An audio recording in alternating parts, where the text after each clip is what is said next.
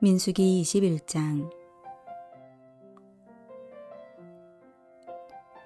네겝에 거주하는 가나안 사람 곧 아라세 왕이 이스라엘이 아다림 길로 온다 함을 듣고 이스라엘을 쳐서 그중 몇 사람을 사로잡은지라.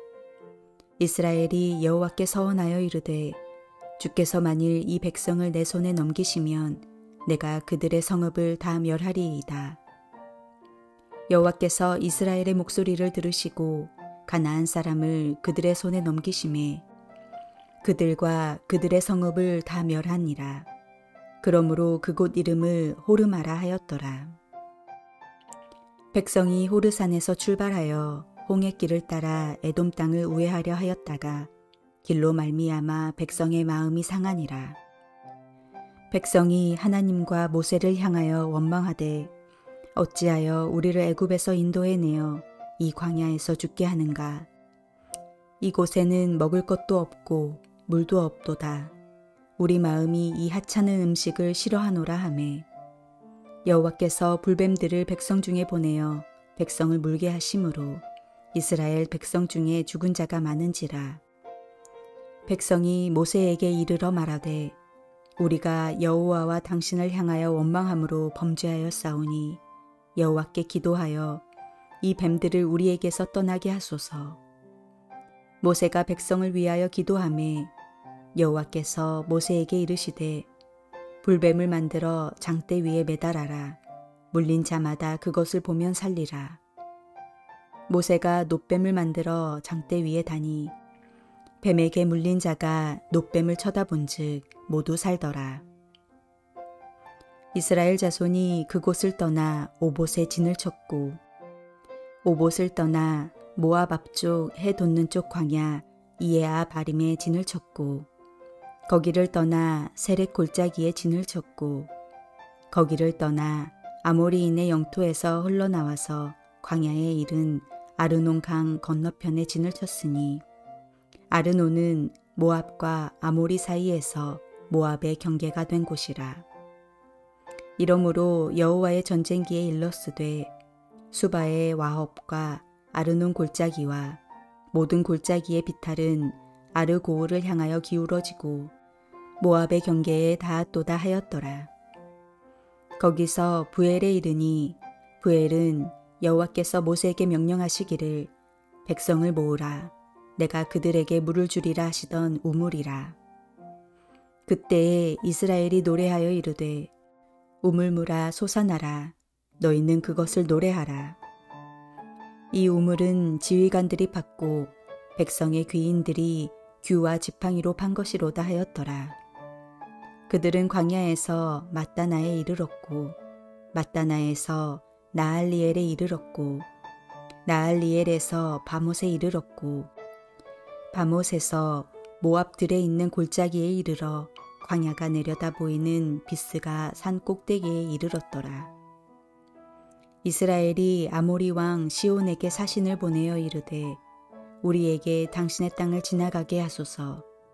우리가 밭에든지 포도원에든지 들어가지 아니하며 우물물도 마시지 아니하고 당신의 지경에서 다 나가기까지 왕의 큰 길로만 지나가리이다 하나 시온이 이스라엘이 자기 영토에 지나감을 용납하지 아니하고 그의 백성을 다 모아 이스라엘을 치러 광야로 나와서 야하스에 이르러 이스라엘을 치므로 이스라엘이 칼날로 그들을 쳐서 무찌르고 그 땅을 아르논에서부터 야포까지 점령하여 암몬 자손에게까지 미치니 암몬 자손의 경계는 견고하더라. 이스라엘이 이같이 그 모든 성읍을 빼앗고 그 아모리인의 모든 성읍 헤스본과 그 모든 촌락에 거주하였으니 헤스본은 아모리인의 왕 시온의 도성이라. 시온이 그 전 모압 왕을 치고 그의 모든 땅을 아르논까지 그의 손에서 빼앗았더라. 그러므로 시인이 읊어 이르되 너희는 헤스본으로 올지어다. 시온의 성을 세워 견고히 할지어다. 헤스본에서 불이 나오며 시온의 성에서 화염이 나와서 모압의 아르를 삼키며 아르논 높은 곳의 주인을 멸하였도다. 모압아, 내가 화를 당하였도다. 그모스의 백성아, 내가 멸망하였도다. 그가 그의 아들들을 도망하게 하였고 그의 딸들을 아모리인의 왕 시온의 포로가 되게 하였도다. 우리가 그들을 쏘아서 헤스본을 디본까지 멸하였고 메드바에 가까운 노바까지 황폐하게 하였도다 하였더라. 이스라엘이 아모리인의 땅에 거주하였더니 모세가 또 사람을 보내어 야세를 정탐하게 하고 그 촌락들을 빼앗고 그곳에 있던 아모리인들을 몰아내었더라. 그들이 돌이켜 바산길로 올라가매 바산 왕 옥이 그의 백성을 거느리고 나와서 그들을 맞아 에드레이에서 싸우려 하는지라. 여호와께서 모세에게 이르시되 그를 두려워하지 말라. 내가 그와 그의 백성과 그의 땅을 내 손에 넘겼나니 너는 헤스본에 거주하던 아모리네 왕 시온에게 행한 것 같이 그에게도 행할지니라. 이에 그와 그의 아들들과 그의 백성을 다 쳐서 한 사람도 남기지 아니하고 그의 땅을 점령하였더라.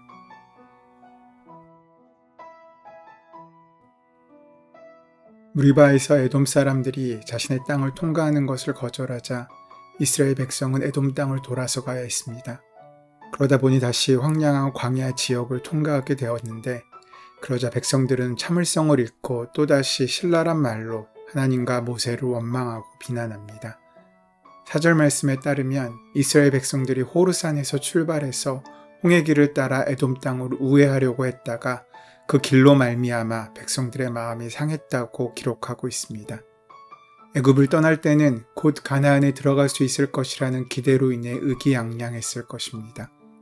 홍해와 가나안 사이에 놓인 미디안 광야를 횡단하는 데는 건강한 남자의 걸음으로 보름쯤 걸리고 많은 사람들이 함께 간다고 해도 2달이면 넉넉한 시간이었습니다.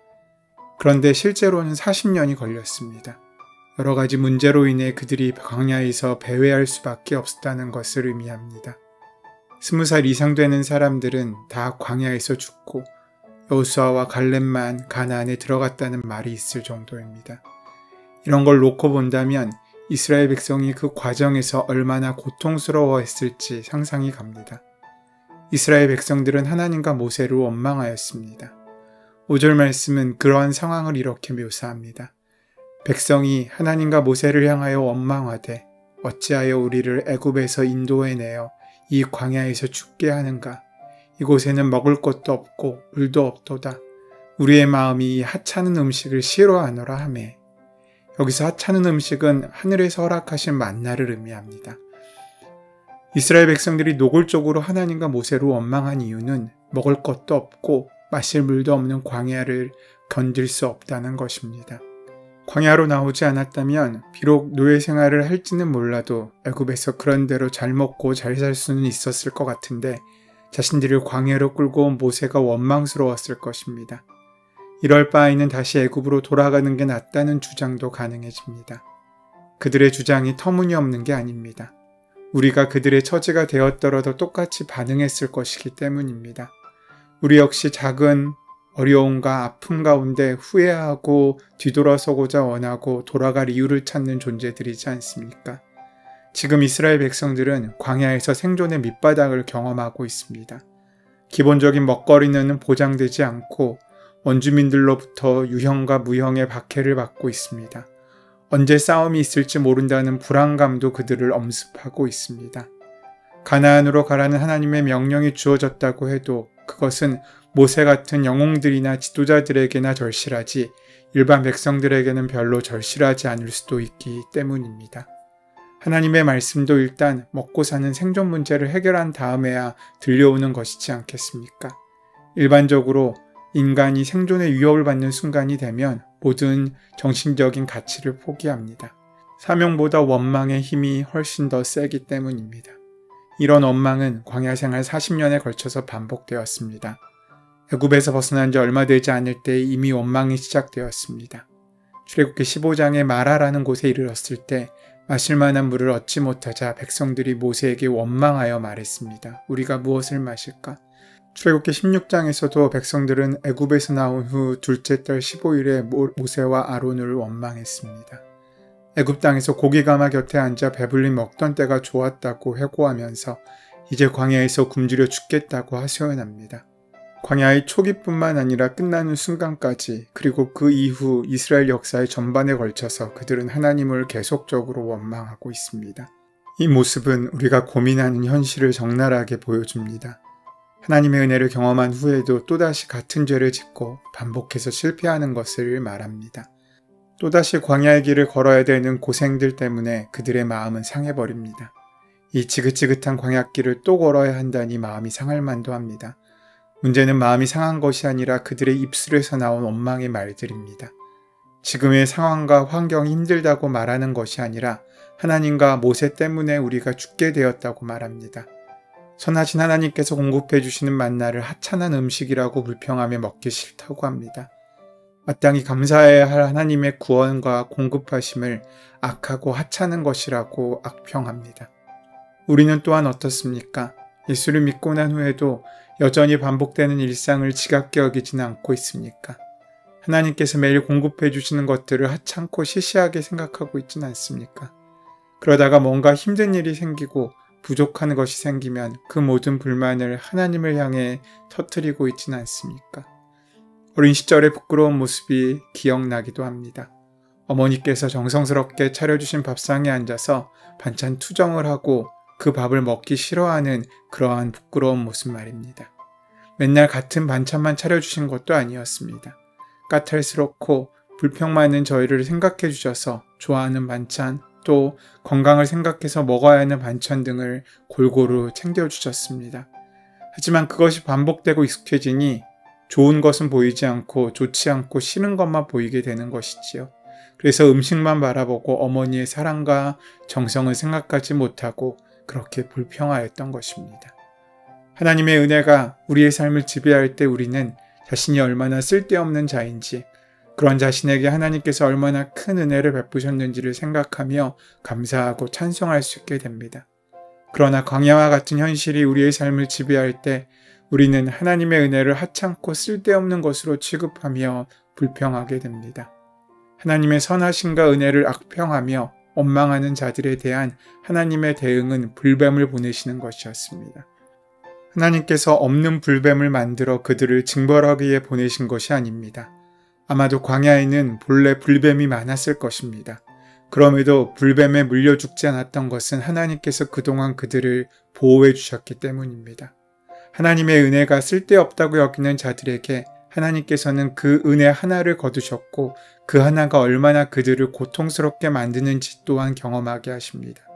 그제서야 백성들은 자신의 죄를 깨닫고 회개하며 모세에게 중보를 요청합니다. 우리는 기쁨과 감사 가운데 하나님을 찾지 않고 고통 가운데서만 죄를 깨닫고 은혜를 구하는 연약한 자입니다. 그렇게 회개하며 하나님을 찾는 자들에게 하나님께서 주신 해결책은 노수로 뱀의 형상을 만들어 장대 위에 높이 매달아 그것을 바라보게 하신 것입니다. 불뱀을 없애주시거나 해독제를 주시지 아니않고 그저 노뱀을 바라보게 하신 이유가 무엇이겠습니까? 이 고통의 원인이 불뱀에게 있지 않고 하나님의 은혜를 바라보지 않은 믿음 없음에 있다는 사실을 보여주고 있으신 것입니다. 오늘 불뱀과 노뱀 이야기는 우리가 광야 같은 세상을 살아갈 때 무엇을 바라보고 살아야 하는지를 가르쳐 줍니다. 힘들고 어려운 일이 많지만 선하신 하나님께서 베푸시는 은혜와 사랑을 기억하고 무엇보다 우리를 구원하셔서 온전케 하시는 예수 그리스도를 바라보는 하루 되시기를 소원하고 축원합니다. 눈에 보이는 것이 전부가 아닙니다. 하나님은 우리가 보는 것보다 훨씬 더 크신 분이십니다. 하나님께서 인도하시는 그 길을 신뢰하며 걷는 저와 여러분 되시기를 소원하고 축원합니다. 은혜의 주님, 오늘도 십자가에 높이 달리신 주님을 바라봅니다. 죄와 죽음의 권세에 인해 죽을 수밖에 없던 우리들이 은혜로 구원을 입었으니 그 구원에 합당한 자로 믿음과 감사로 살 수 있도록 역사하시고 함께하여 주시옵소서. 예수 그리스도의 이름으로 기도드립니다. 아멘.